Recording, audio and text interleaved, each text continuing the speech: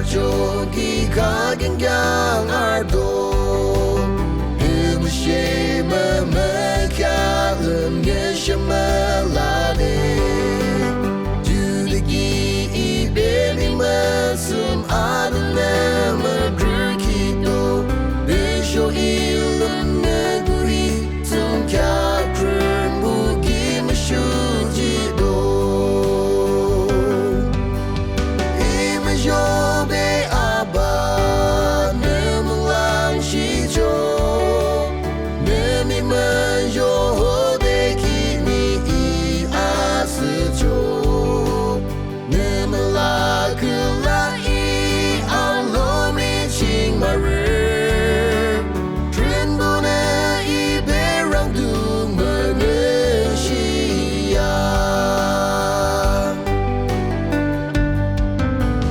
Tembung arjogi nekulukup yapshi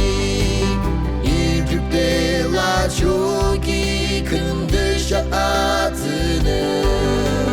Angokun ki dışak nang de iyayuma asıshi Jumone ki niyai asılına mongshiki kentsucho Imajobe aba nemulang shijo Nemi manjo deki ni asujo Nemala kulai alome ching maru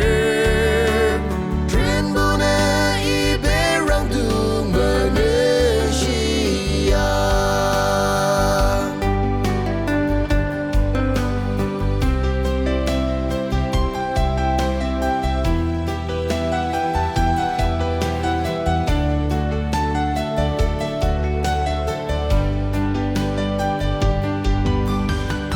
Dam kendam ne hode yam kılası şiço